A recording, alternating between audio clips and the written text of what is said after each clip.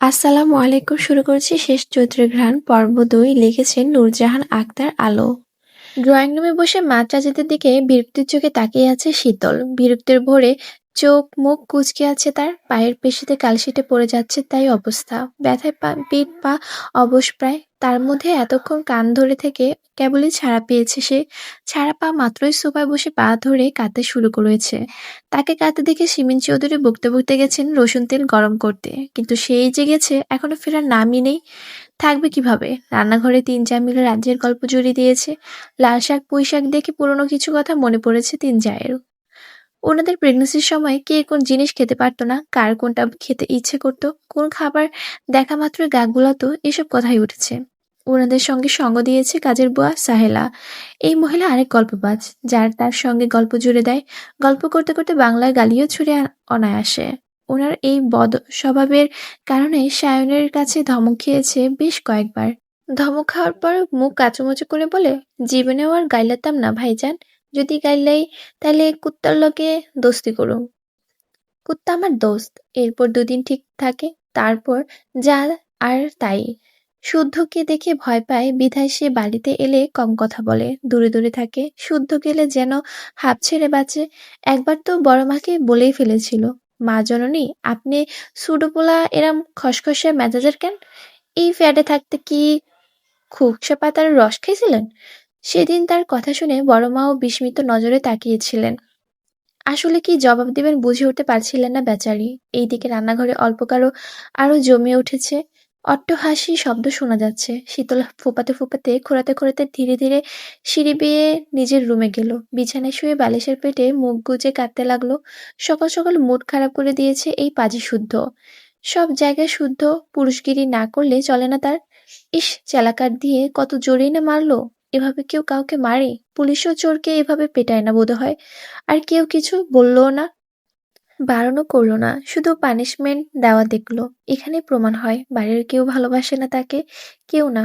যখন কেউ ভালোবাসে না, এই মুহূর্তে মরে গেলেই ভালো হতো, তখন সবাই বুঝতো।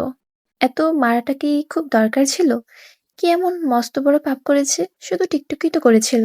অসংখ্য মানুষ টিকটক করে, প্রেম করে, তারা কি মানুষ না? মোদ্দা কথা, প্রেম আর টিকটক এক জিনিস হলো নাকি? মোটেও না। শয়তানে যখন নারে মানুষ তখন প্রেমে পড়ে। প্রেম করতে ডগমগ করে উতলে প্রেমের খাদে, সেই খাদে একা একাই হাবুডুবু খায়। তারপর যখন হুঁশ আসে তখন বুঝে প্রেম কি জিনিস। আর মনের খুশির জন্য করে টিকটক। নিজেকে বিনোদন দেয়, নিজেকে এবং নিজের মর্জিকে। তাই তার ভাষ্যমতে প্রেমের জায়গায় প্রেম, টিকটকের জায়গায় টিকটক। মূলত এক কথা ভেবে প্রেম আর টিকটক করার সিদ্ধান্ত নিয়েছে, যাতে প্রেম ছ্যাঁকা খাওয়া মাত্র টিকটক করে মনের দুঃখ কমাতে পারে। তাছাড়া কষ্টের গানগুলো নাকি ছ্যাঁকা না খেলে ঠিকঠাক মতো অভিনয় করা যায় না। করলেও খামতি থেকে যায়। এই তো তাদের পাশের বাড়ির ডিভোর্সি মেয়ে রুনিয়া আপুও টিকটক করে। তার লদলদে গতর নিয়ে ঝাঁকানাকা গানে কোমর দুলিয়ে দুলিয়ে নাচে। কখনো বা প্রান্ত স্বামীর কথা ভেবে ভিডিও অন করে খুব কাঁদে। এত স্বামী, এতে স্বামীকেও স্মরণ করা হয়, টিকটকও করা হয়। আবার তাদের ক্লাসের মেকআপ সুন্দরীর মিলি টিকটক করে। পড়াশোনার পুরাই ডাব্বা। কলেজ ব্যাগে বই বেঁধে মেকআপ সামগ্রী নিয়ে ঘোরে। পথে ঘাটে সুযোগ পেলেই টিকটক করতে শুরু করে। এসব করে সমান তালেই টাকা কামাচ্ছে। আইফোন কিনতে নাকি বিদেশে যাবে। দেশে আসা আইফোন প্রায় নকল হয়, তাই সরাসরি বিদেশে গিয়ে চোখে দেখে পরখ করে আইফোন কিনবে। কি সৌভাগ্য তার! নিজের টাকায় শখের জিনিস কেনার মতো শখ পৃথিবীতে আছে নাকি? না, নেই তো। এই সুখ অনিন্দ্য। বাস্তব সত্য হলো, টাকা থাকলে সবাই উড়ে উড়ে ভালোবাসতে আসে, আদর করে, কিছু হলে বলার আগেই কিলকিল করে যত্ন করে আসে। আর যার টাকা নেই তার সম্মানের পরত একদমই শূন্য কোথায়। গুরুতর কিছু হলেও গুরুত্ব মিলে না, যত্ন মিলে না। এই বাড়িতে জলজন্ত উদাহরণ হিসেবে তার কথাখানা ধরা যাক। তার টাকা নেই, ছোটখাটো ইনকামের সোর্সও নেই, এজন্য কেউ দেখতেও পারে না, ভালোবাসেও না। মাসে মাসে মোটা টাকা কামানো ঘাওড়া শুদ্ধই সবার চোখের মনি। কয়লার খনি। ওর সামান্য জ্বর এলেও সবাই তাকে আদরে আদরে গদগদে করে মাথায় তুলে রাখে, অথচ তার বেলায় যেন লবণঙ্কা।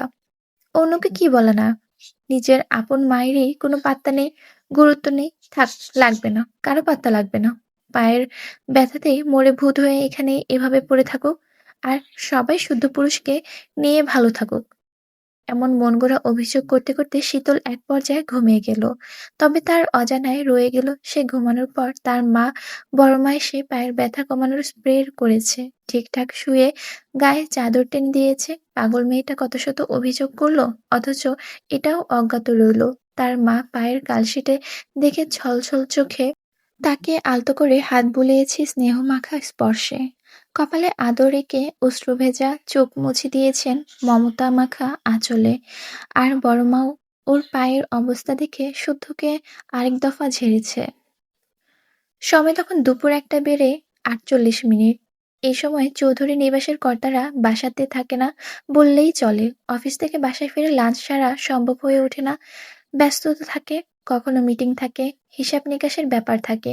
মোদ্দা কথা, সময়ের সঙ্গেও পেরে ওঠা মুশকিল হয়ে দাঁড়ায়। কিন্তু শারাফত ও সাফওয়ান চৌধুরী, ছোট ভাই শাহাদাত চৌধুরী ছুটিতে এলে ৩ ভাই একসঙ্গে খেতে বসে। তখন যত ব্যস্ততাই থাকুক না কেন, ৩ বেলা একসঙ্গে এক টেবিলেই খেতে ঠিকই সময় বের করে নেন। তখন ভাইয়ের থেকে কাজকে গুরুত্বপূর্ণ মনে হয় না। কারণ শাহাদাত চৌধুরী বাড়ির বাইরে থাকেন, দিনের পর দিন মাসের পর মাস একা একা খান, পরিবারের কাছে পান না, সময় দিতে পারেন না। ওনার নিশ্চয়ই পরিবারের সবার সঙ্গে সময় কাটাতে খুব ইচ্ছে করে। গল্পের পশুরা খুলে খাওয়ার পর্ব সারতে ইচ্ছে করে। তাছাড়া এক টেবিলে খেতে বসলে কত কথা হয়, কত মজা হয়, রাগ, অভিমান, দুষ্টুমি, খুনসুটি সবই হয়। আর এগুলো বন্ধনকে আরো দৃঢ় করে, সম্পর্ক মজবুত করে। ছোট ভাইয়ের দিকটা মাথায় রেখে শারাফাত চৌধুরী আদেশে যে কটা দিন উনি বাড়িতে থাকেন, সবাই খাওয়ার সময় ঠিক সময়ে পৌঁছে যায়। নিয়ম অনুযায়ী আজও সবাই একে একে খাওয়ার টেবিলে এসে হাজির, অথচ সবার মধ্যে শীতল অনুপস্থিত। তার কথা জিজ্ঞাসা করার সকলেই মুখ চাওয়াচাওয়ি করল, কেউ জানে না তার কথা। সকালের পর তাকে নিচে দেখা যায়নি, রুম থেকেও বের হয়নি, এমনকি সকালেও খায়নি। এ কথা শুনে শারাফাত চৌধুরী নিজেই গেলেন অভিমানী মেয়েটার রাগ ভাঙাতে। উনি না গেলে তাকে কেউ আনতেও পারবে না, এ কথা কারো অজানা নয়। বাবাকে যেতে দেখে শুদ্ধ বিরক্ত হয়ে তাকালো। এতে আহ্লাদের আরো ফাজিল হয়েছে সে। শাসন শাসনই একটা মেরেছে কি না তাতে, না খেয়ে কেটে কেটে ঢঙ্গের পসরা খুলে বসেছে। বাবা গেল এরপরও, যদি না আসে তাহলে আরেক দফা মার হবে তার। সকালে চালাকাট দিয়ে দিয়েছে, এবার হাতই যথেষ্ট। থাপ্পড়ে মারির দাঁত যদি না নাড়িয়েছে, তার নামও সোয়াইব চৌধুরী শুদ্ধ নয়।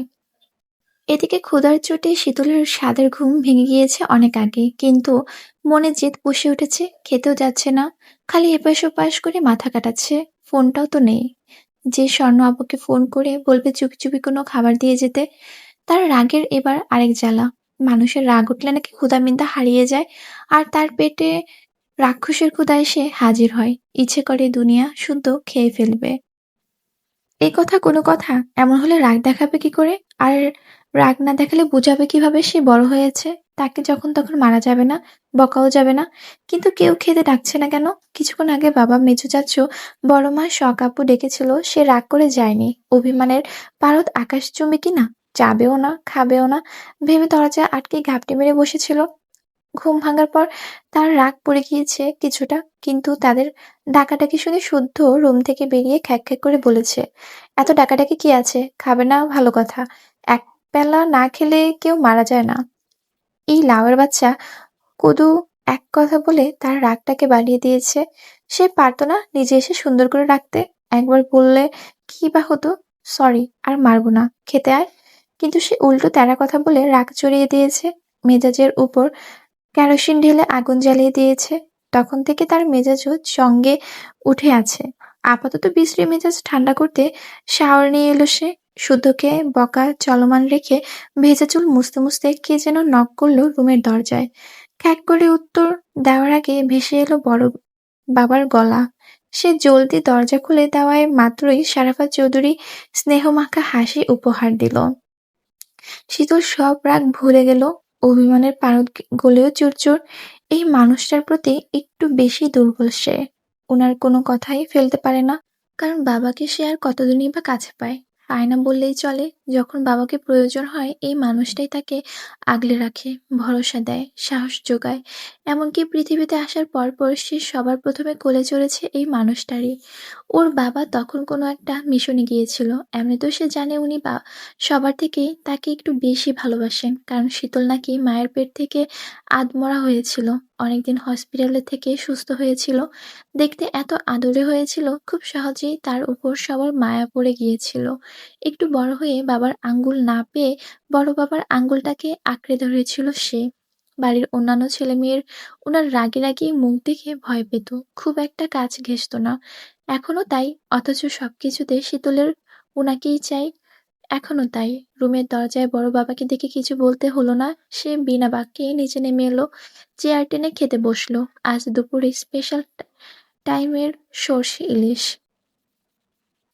অন্যান্য পদও আছে। অ্যালার্জিজনিত সমস্যার কারণে শুদ্ধ ইলিশ খায় না, তাই শুধু তার জন্য সিতারার হাতের স্পেশাল ডিম ভুনা। শীতলক জানে ডিম ভুনা শুদ্ধের জন্য, তবুও সে ভাত নিয়ে ডিমটাই পাতে তুলে নিল।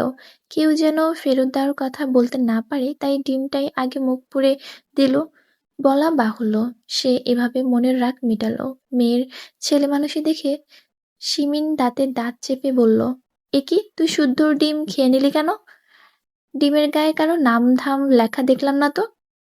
আমি কি জানবো এটা কার ডিম? মুরগি ভেবেই তো খেলাম।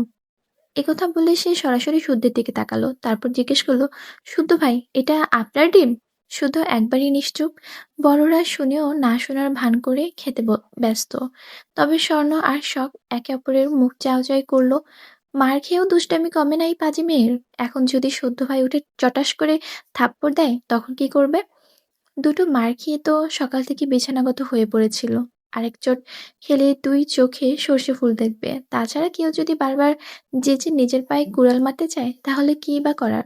অথচ শীতলের কথা শুনে সারাপা চৌধুরী মুখ টিপে হাসলেন, তবে সেই হাসিটা ঠোঁটের কোণেই অদৃশ্য রয়ে গেল।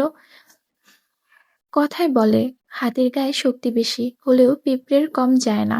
সেও মরার আগ পর্যন্ত দাঁত বসিয়ে কামড়ে ধরে থাকে। বিপক্ষের দলকে বোঝায় হেরে যাওয়ার পাত্র সে নয়। সহজে হার মানে ভিতরা। শুদ্ধ নিজের মতো খেতে ব্যস্ত। অল্প অল্প ভাত মুখে দিয়ে সুন্দর করে খাচ্ছে সে। শীতলের কাণ্ড দেখেও নির্বাক, এমনকি তার কথার জবাব দেওয়ার প্রয়োজনও মনে করল না সে। কারণ পাগলরা তো কত কী না বলে, সব কথা কি আর ধরতে হয়?